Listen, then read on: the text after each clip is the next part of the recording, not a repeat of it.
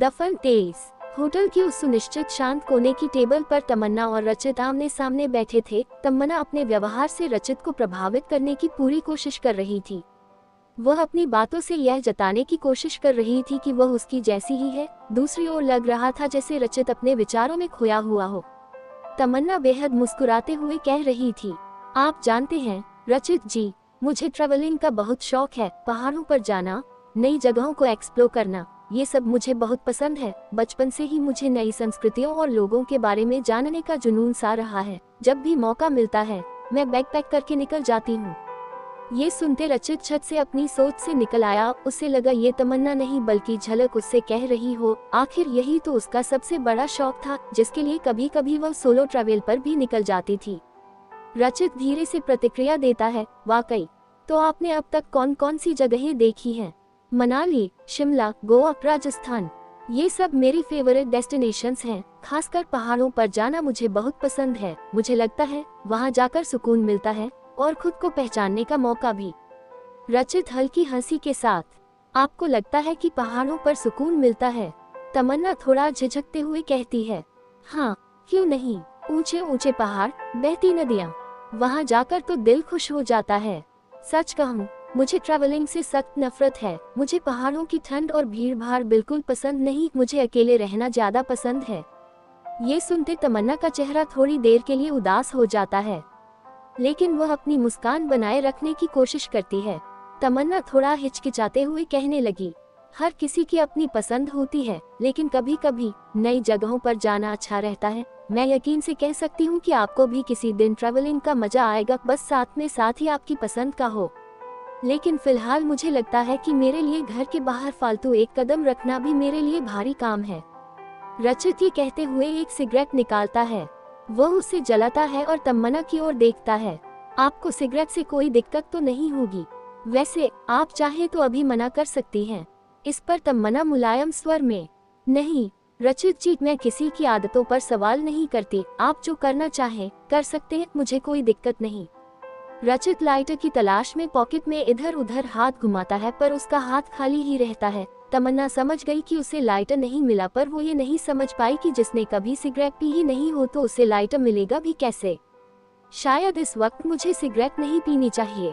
Never mind, रचित थोड़ा चिढ़कर कहने लगा, आपको मेरी हर बात सही क्यों लगती है? किसी को भी मेरी आदतें बुरी लग सकती हैं, लेकिन आप हैं कि कोई शिकायत नहीं कर रही। इस पर तमन्ना हंसते हुए कहने लगी, शिकायत करना मेरी फितरत में नहीं है रचित जी। हर किसी की अपनी जिंदगी है और मैं दूसरों को उनके हिसाब से जीने देती हूँ। शायद इसी वजह से मुझे आपकी आदतें भी परेशान नहीं करती। रचित उसकी बात सुनकर खामोश हो जाता है। वह समझ रहा था कि तमन्ना अपने दिल से बात कर रही है, लेकिन वह चाहता था कि वह उसे मना कर दे। जहाँ एक और वे दोनों बातों में खुद को जबरन व्यस्त किए थे, वहीं दूसरी तरफ झनक किसी होटल के डाइनिंग लॉन्ज में अपनी चुलबुली मस्ती में काम कर रही थी। वह ग्राहकों को हंसाते हुए ऑर्डर ले रही थी। हालांकि उसकी बेफिक्री और अंदाज होटल के अन्य कर्मचारियों और मैनेजर को अखर रहा था, और ये सब रिया भी देख रही थी। जब झनक प्लेट्स लेकर हॉल में जा रही थी, रिया जो किचन में व्यस्त थी उसे रोकती हुई धीमे से कहती है, झनक, क्या कर रही हो? थोड़ा ढंग से पेश आओ। मैनेजर की नजरें तुम्हारे ऊपर हैं। तुम्हारे इस मुस्तमौला अंदाज की वजह से कहीं नौकरी न चली जाए।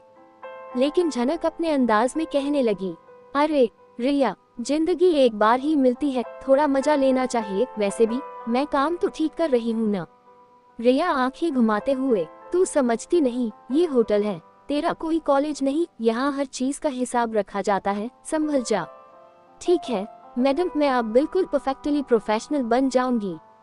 रिया झनक को घूरती हुई अपने काम में लग जाती है, जबकि झनक हंसते हुए प्लेट्स लेकर हॉल में चली जाती है। झनक एक ग्राहक के पास जाती है जो पहले से ही झुंझलाया हुआ दिख रहा था। झनक मुस्कुराते हुए उसके पास खड़ी होती कहने लगी, गुड मॉर्निंग सर, मैं आपका ऑर्डर लेने आई हूँ, क्या लेंगे आप? लेकिन ग्राहक गुस्से में कहने लगा, ऑर्डर देने में अभी वक्त लगेगा, पहले पानी लाओ। और ये क्या मस्ती भरा अंदाज है? यह कोई मजाक की जगह नहीं है। झनक हंसते हुए, सॉरी सर, मैं अभी पानी लेकर आती हूँ। वह जल्दी से पानी लेकर आती है, लेकिन पानी थोड़ा सा छलक जाता है, जिससे ग्राहक का मूड और खराब हो जाता है। ये वेट्रेस किसे लाकर बिठा दिया है? इसका व्यवहार बिल्कुल ठीक नहीं है, मुझे मैनेजर से बात करनी है। मैनेजर, जो पास में ही खड़ा था, तुरंत वहां पहुंचता है। वह ग्राहक को शांत करता हुआ झनक की ओर गुस्से से देखता है। वही झनक उससे बचती हुई दूसरा ऑर्डर लेने चल देती है। वह अगले ही पल रचित की टेबल के पास खड़ी थी। सॉरी सर, आपको थोड़ा इंतजार करना पड़ा, लेकिन यकीन मानिए, खाना इतना स्वादिष्ट है कि आपको देर का पता ही नहीं चलेगा। झनक इतनी तेजी से अपनी बात कहती उनके बीच आती है कि एकदम से चौंक जाता है। झनक भी हड़बड़ा जाती है, जिससे प्लेट्स रखते हुए वह चम्मच गिरा देती है। वह उसे उठाने के लिए नीचे झुकती है। जैसे ही वह उठती है, उसका संतुलन बिगड़ता है और वह सीधे रचित की बाहों में गिर जाती है। रचित उसे संभालने के लिए पकड़ लेता है। झनक और रचित की आंखें मिलती हैं और अचानक रचित उसे किस कर देता है। ये सब कुछ इतनी तेजी से होता है कि न वे दोनों समझ पाते हैं और न सामने बैठी तमन्ना। एक क्षण को तो जैसे उसके सामने का सारा दृश्य ब्लैक आउट हो जाता है, फिर सदमे में शांत स्वर में कहती उठ जाती है, मुझे जाना चाहिए। रचित और झनक की नजरें तमन्ना की ओर उठती हैं। वह आगे बिना एक शब्द कहे अपनी कुर्सी से उठती है और तेजी से होटल से बाहर चली जाती है। रचित कुछ कहने के लिए आगे बढ़ता है, लेकिन रुक जाता है। तमन्ना तेज कदमों से बाहर निकलती है। उसका चेहरा गुस्से और अपमान के मिले जुले भाव से भरा हुआ था। वह सड़क के किनारे खड़ी होकर गहरी सांस लेती, जैसे अपने अंदर उबल रहे भावों को शांत करने की कोशिश कर रही थी। उसकी आंखों में आंसू चमकने लगते हैं, लेकिन वह उन्हें बहने नहीं देती। तमन्ना बड़बड़ाते हुए, ये सब क्या था? क्या मैं बेवकूफ हूँ? उन्होंने मुझे झूठा दिखावा करने को कहा था, लेकिन मैंने सोचा था कि शायद ये रिश्ता किसी मुकाम तक पहुंचेगा, पर नहीं, मैं गलत थी। वह झुंझलाकर अपना फोन निकालती है और अपनी बड़ी बहन स्वरा को कॉल करती है। दूसरी ओर उसकी बहन कॉल उठाती है। क्या हुआ तमन्ना? रचित कैसा लगा? वो लड़का किसी और को किस कर रहा था, वो भी मेरे सामने। क्या तुम सच कह रही हो? हाँ दीदी, और मुझे समझ नहीं आता कि आप क्या सोचती हो, मुझे इस सब में क्यों धकेल रही हो। मैं कोई ट्रॉफी नहीं हूँ जिसे किसी को भी सौंप दिया जाए। अरे बात क्या हुई ये तो बताओ। इसके बाद तमन्ना उसे सब बता देती है जो अंदर हुआ।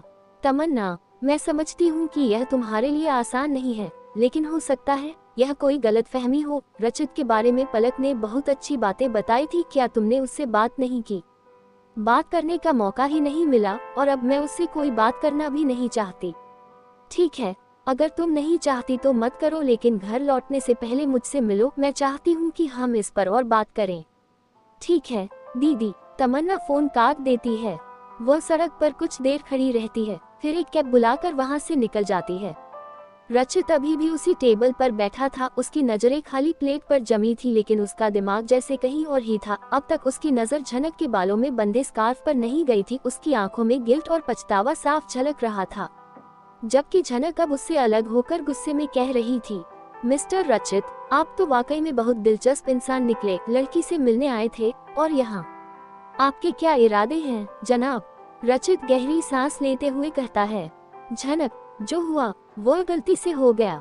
गलती? ये तो काफी बड़ी गलती थी। वैसे वो लड़की कौन थी?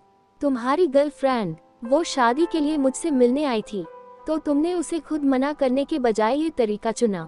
जहाँ रचित इतनी बुरी तरह से हिचकिचाहट से भर उठा था कि अब झनक की ओर नजर भी नहीं उठा पा रहा था, वही झनक उस पर बुरी तरह से बिगड़ रही थी। ये सब दूर से ही मैनेजर देख रहा था। वह जल्दी से आता हुआ झनक से कहता है, झनक, तुम अंदर चलो, मैं तुमसे बात करता हूँ। झनक सिर झुकाए अंदर चली जाती है। मैनेजर उसे किचन के पास बुलाता है। रिया भी वहाँ खड़ी चिंतित नजरों से झनक को देख रही थी। झनक, तुम्हें सुबह से देख रहा हूँ, तुम्हारा काम बिल्कुल भी प्रोफेशनल नहीं है। ग्राहक शिकायत कर रहे हैं और तुम होटल की इमेज खराब हो रही हो, इसलिए तुम्हें ये नौकरी छोड़नी होगी। झनक चौंकते हुए कहने लगी, सर, मैंने ऐसा क्या किया? मैं तो बस अपना काम कर रही थी। मैनेजर आंखें तरेरते हुए, ये होटल है झनक, यहाँ तुम्हारा मजाकिया अंदाज नहीं चलेगा, अब तुम जा सकती हो। झनक कुछ कहना चाहती थी, लेकिन रिया उसे हाथ से इशारा करती है कि चुप रहो। इससे वह खामोश रह जाती है और चुपचाप बाहर निकल जाती है। झनक होटल से बाहर आती है। उसकी आंखों में आंसू थे, लेकिन जल्दी ही वह खुद को संभाल लेती है। रिया उसके पास आती उसके कंधे पर हाथ रखती हुई कहने लगी, झनक, क्या कर दिया तूने, मैंने कहा था ना संभल कर रहना, लेकिन तुझे तो हर बात मजाक लगती है। मुबारक हो, ये तुम्हारा पहला और आखिरी दिन बन गया तो अब क्या करेगी। रिया, मुझे लगता है कि यह नौकरी मेरे लिए बनी ही नहीं थी, पर कोई बात नहीं, मैं फिर से कोशिश करूंगी, आखिर जिंदगी ठहरती नहीं है। बहुत कम होता था कि झनक उदास रहे। इससे रिया मुस्कुराती हुई उसके कंधे पर बांह फैलाती हुई कहने लगी, तेरे जैसा आत्मविश्वास हर किसी में नहीं होता, चल तुझे चाय पिलाती हूँ। इसके बाद दोनों पास के एक छोटे से टी स्टॉल पर जाती है।